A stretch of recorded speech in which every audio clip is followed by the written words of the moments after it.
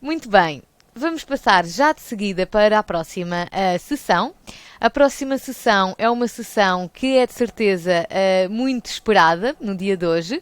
Vamos ter então o Dr. José Pedro Sousa, é interno do Centro Hospitalar Universitário de Coimbra, é também nosso professor aqui na APNA, dá seminários excelentes da ECG, portanto aproveitem também, e vai-vos então falar sobre a sua especialidade, a cardiologia. Não sei se o José já está aqui, se já nos consegues dizer aqui um oi. Ainda estou só um bocadinho aqui à espera que se ligue a câmara. Mas pronto, aqui a Catarina ficou realmente satisfeita com a resposta da Ana e está aqui a agradecer. É muito engraçado realmente ver aqui ex-alunos nossos e agora acompanhá-los nesta fase. Portanto, ficamos muito contentes e que as coisas estejam a correr da melhor maneira. Já tenho aqui o José, aqui connosco. Olá, José.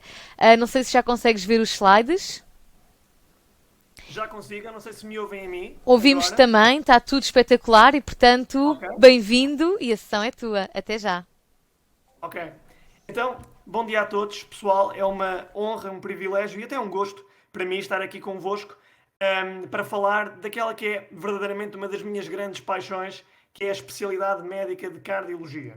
Ora, e se eu tivesse que definir a minha especialidade apenas com base numa palavra, que foi um repto que me foi pedido, eu escolheria ambição. De certo, vocês terão já colegas, mesmo mais velhos.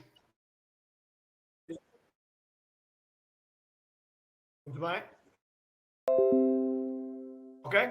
Portanto, de certo, todos já têm colegas mais velhos que entraram em cardiologia e há, como eu costumo dizer, um determinante fenotípico comum a nível de personalidade. Muitas vezes, o pessoal que escolhe cardiologia é pessoal muito ambicioso, de facto muito motivado, às vezes até demasiadamente motivado, e isso introduz tanto pontos fortes como pontos fracos que exploraremos mais à frente. Do ponto de vista dos pontos mais fortes, eu gostaria de abordar cinco: rendimento, academismo, escopo, orientação societária e progresso. Vamos abordá-los aos cinco individualmente.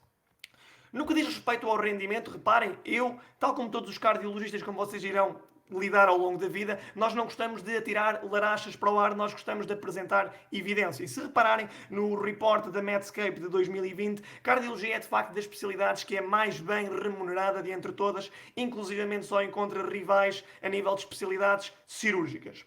Depois, no que diz respeito ao academismo, reparem, eu apresento-vos aqui 9 das nossas publicações mais importantes. Reparem como destas 9, 4 têm um fator de impacto superior a 20. Se compararem, por exemplo, com dermatologia não tem nenhuma revista com fator de impacto superior a 10. E isto leva a outro ponto muito importante dentro de cardiologia, que devem conhecer, que é das especialidades com maior taxa de progressão para programa de doutoramento e, portanto, é uma especialidade apelativa se pretenderem uma especialidade de âmbito mais académico. Mas podem-me dizer: Zé, eu quando escolhi medicina não queria propriamente uma especialidade de âmbito académico, queria pôr a mão na massa. E isso, meus amigos, se quiserem emergência, se quiserem adrenalina, nada melhor do que estas três áreas da cardiologia que eu vos apresento a amarelo, especialidades que lidam de facto com clínica muito profunda, como por exemplo arritmias malignas, insuficiência cardíaca avançada, choque cardiogénico ou infarto do miocárdio. Mas podem-me também dizer: Zé, eu dentro das especialidades procuro uma área que seja mais técnica, que tenha mais procedimentos. Cardiologia é também a resposta para vocês. Por exemplo, as áreas de cardiologia de intervenção e de eletrofisiologia proporcionam áreas muito técnicas. Depois também podem dizer: Zé, mas eu sei que cardiologia é uma área que tem talvez uma qualidade de vida abaixo da média. Isso é verdade até certo ponto, mas reparem, se escolherem uma área como cardiologia preventiva ou imagem cardíaca, que nós pura e simplesmente roubamos à radiologia, isso são áreas que permitem uma boa qualidade de vida e, portanto, abaixo esse mito da fraca qualidade de vida em cardiologia. Depois, aquela orientação societária que eu vos falei, ao certo, por exemplo, como vocês sabem durante o curso, doença cardíaca ou cardiovascular continua a ser das áreas mais mortais, até a área mais mortal em todo o mundo nas sociedades ditas desenvolvidas. E por isso, obviamente, há sempre uma necessidade crítica de um cardiologista e um cardiologista consegue ter esse pendor de salvar vidas praticamente diariamente. Isso não está ao alcance de muitas especialidades. Depois, o tal progresso. Quando eu falo em progresso, falo sobretudo na vertente técnico-prática ou técnico-científica. Reparem, estas duas imagens que eu aqui vos apresento mostram, à esquerda, uma área de cardiologia de intervenção robótica, e vocês podem pensar, tudo isto é ficção científica. Não! Já se faz em Portugal, no presente, por exemplo, no Hospital da Luz, em Lisboa, já se faz eletrofisiologia invasiva robótica. E depois, na vossa imagem à direita, quer acreditem, quer não, isto são dois pacemakers. Portanto, realmente o progresso que há em cardiologia é até quase difícil de acreditar e mesmo difícil de acompanhar, mesmo para o especialista, e isso dá-me, obviamente, um grande prazer trabalhar numa área com esta natureza. Depois, no que diz respeito a pontos negativos, claro, temos de falar no elefante na sala, que é o equilíbrio trabalho-lazer. No entanto, o equilíbrio trabalho-lazer é certo, cardiologia não é comparável à dermatologia, à radiologia, à anestesiologia, é verdade, mas reparem, primeiro é uma especialidade que está a meio da tabela no que diz respeito a burnout e a felicidade fora do trabalho. E depois tem vindo a haver progressão neste âmbito. Claro, se escolherem cardiologia de intervenção ou intensivismo cardíaco, são áreas mais exigentes, mais abrangentes, mas claro, se escolherem imagiologia cardíaca ou cardiologia preventiva, terão uma qualidade de vida, por certo, bastante aceitável.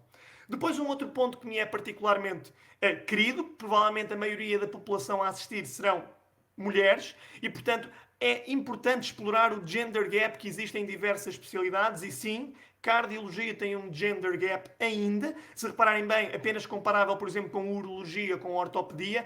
É certo que tem havido progresso nos últimos tempos, como veem nesta imagem, e também vos posso dizer que em Portugal, atualmente, o rácio de internos homem-mulher anda à volta mais ou menos do 50-50, portanto, bastante mais atrativo para mulheres, com exceção, claro, das áreas mais de intervenção, cardiologia de intervenção, eletrofisiologia invasiva, sobretudo por causa até do uso da radiação.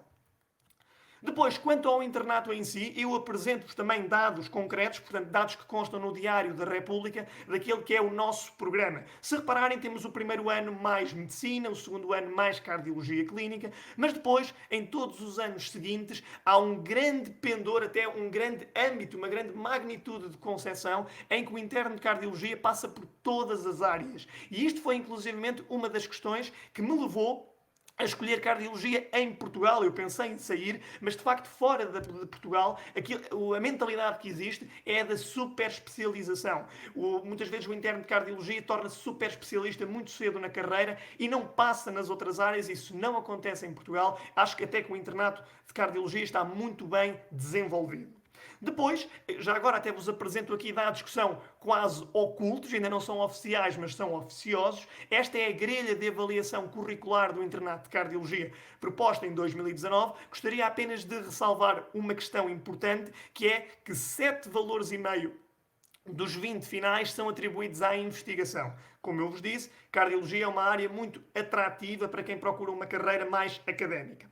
Claro que esta questão de quem procura uma carreira académica introduz aqui o viés da competição.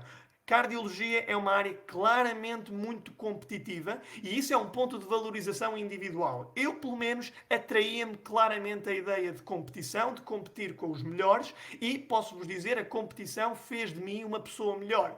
O único ponto negativo da competição é, de facto, haver competição desleal. E no que diz respeito à minha experiência particular, eu posso-vos dizer, eu nunca vivi competição desleal. Abaixo também esse mito de que em cardiologia as pessoas se atropelam umas às outras para ser melhores. Não é verdade. Há competição sim, mas habitualmente ela é leal. E com tudo isto do internato que eu vos disse, reparem, cardiologia é, com dados portugueses, portanto, de nossos colegas portugueses, a especialidade, ou a segunda especialidade, com maior taxa de aprovação do internato médico. E se compararem com as outras especialidades de topo neste âmbito, endócrino, anestésio e medicina geral e familiar, todas elas têm mais qualidade de vida, sem dúvida. E, portanto, é notável para uma especialidade tão absorvente ter esta taxa de aprovação do internato. Uma última palavra também neste tópico para o papel das nossas sociedades. Sociedade Portuguesa de Cardiologia e Sociedade Europeia de Cardiologia. Eu sei que muitos colegas de outras especialidades têm uma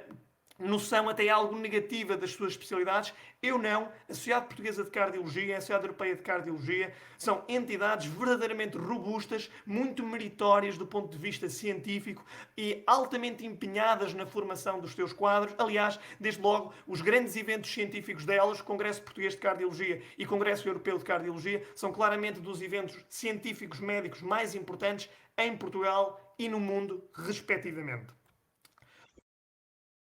Ok? Muito bem.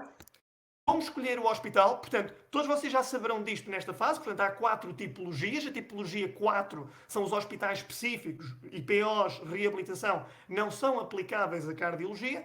Há formação em cardiologia em hospitais tipo 1, tipo 2, tipo 3. Alertar-vos para uma situação. Cardiologia tem 3 exceções em relação ao panorama hospitalar geral. Portanto, Centro Hospitalar de Lisboa Ocidental e Centro Hospitalar de Vila Nova de Gaia Espinho são habitualmente hospitais de nível 2, em cardiologia não, eles comportam-se como hospitais de nível 3. Já agora, Centro Hospitalar do Porto, que é tipicamente de nível 3, aqui é um hospital de nível 2 em cardiologia. Porquê? O que é que define o nível 3? É ter esta cirurgia cardíaca. Eu aconselho-vos, podemos falar nisso mais à frente, mas eu aconselho-vos escolherem um serviço com cirurgia cardíaca, portanto um hospital central universitário. Se não conseguirem escolher um central universitário, pelo menos escolher um hospital que tenha uma unidade de hemodinâmica, e apresento-vos aqui neste slide as instituições com hemodinâmica para depois explorarem em casa. Abrem cerca de 35 vagas de cardiologia por ano. Obviamente, todos os hospitais recebem uma vaga, à exceção dos hospitais centrais universitários, que recebem até 4, como no caso, por exemplo, do Santa Maria, e agora pode surgir a questão: Zé, já me disseste que eu devo escolher um hospital central universitário, mas dentro desses qual? Bem, aqui aplica-se mais ou menos a mesma regra que se aplica para os hospitais em geral, ou seja, Gaia no topo e Coimbra no fundo. E reparem, estou a ser absolutamente imparcial, eu sou funcionário do CHUC e coloco Coimbra no fundo de todos os centrais. Ok, penúltimo slide para vos falar na dúvida. Eu, quando escolhi a especialidade, eu de facto não tinha dúvidas que iria conseguir escolher cardiologia e que inclusivamente iria conseguir escolher cardiologia num hospital central universitário. A especialidade mais próxima que eu tive de dúvida neste âmbito foi a oftalmologia. E se é certo que a oftalmologia tem maior equilíbrio trabalho-lazer, maior qualidade de vida, tem menos vagas, tem menos do que as tais 35 vagas, é uma especialidade mais protegida. Ao contrário, cardiologia permite um academismo superior e, obviamente, esta questão que nós temos em cardiologia de salvar vidas a nível diário, de ter um grande impacto sobre a população, isso não existe em oftalmologia. E tendo isto em vista, reparem, dados portugueses, quem é que escolheria de novo a mesma especialidade? 94% dos internos que escolheram cardiologia. Último slide para falar no ranking, quer nacional, quer internacional. Se repararem, portanto, cardiologia, com base em tudo aquilo que eu disse, é uma especialidade muito atrativa e é uma especialidade que vocês, se quiserem escolher uma boa vaga, devem ter uma boa nota no exame, de modo a ter uma posição abaixo da 200. Se quiserem um hospital central universitário, provavelmente abaixo de 150. Se quiserem uma vaga de topo, quem diz vaga de topo diz Gaia, Centro Hospitalar de Lisboa Ocidental, portanto Hospital de Santa Cruz, provavelmente abaixo de 30 para conseguirem escolher isso. E uma última palavra para dizer que algumas especialidades não são tão bem vistas lá fora como são cá dentro e vice-versa. Por exemplo, cirurgia cardíaca, neurocirurgia são especialidades mais apelativas lá fora, mas cardiologia, reparem, continua a manter a grande atratividade, quer a nível nacional, quer a nível internacional. Pessoal, obrigado, estarei depois disponível para responder a mais perguntas que tenham. Obrigado, foi um gosto estar aqui. Muito obrigada a nós, José. Portanto, foi realmente uma apresentação excelente, como não estaria à espera de outra coisa vindo de ti. Portanto, reparem, e adorei ver o entusiasmo do José a falar, que se ia aproximando cada vez mais da câmara, e eu tinha a dizer calma, calma, calma. Portanto, vê-se mesmo que estás sem dúvida alguma na especialidade mais que certa. E muito obrigada, foi realmente uma apresentação muito, muito boa, acho que muito completa. Vamos só esperar aqui um bocadinho a ver se temos algumas questões aqui no chat. Se não tivermos, foi realmente porque acho que acabaste por tocar em todos os pontos e satisfazer todas as dúvidas e falando muito abertamente de o que é melhor, o que é pior, que muitas das vezes, às vezes é difícil, não é? Para nós estarmos a dizer aquele serviço não aconselhamos, e acho que tu foste muito sincero e, portanto, agradecer-te muito por isso. Bem, parece que neste momento não há dúvidas, certamente haverão, e se quiser entrar em contacto com o José, ele de certeza que estará disponível também para vos aconselhar. Portanto, se tiverem entretanto alguma dúvida, coloquem no chat que eu entrarei também em contacto com o José, ou o José poderá também esclarecer-vos no chat, está bem?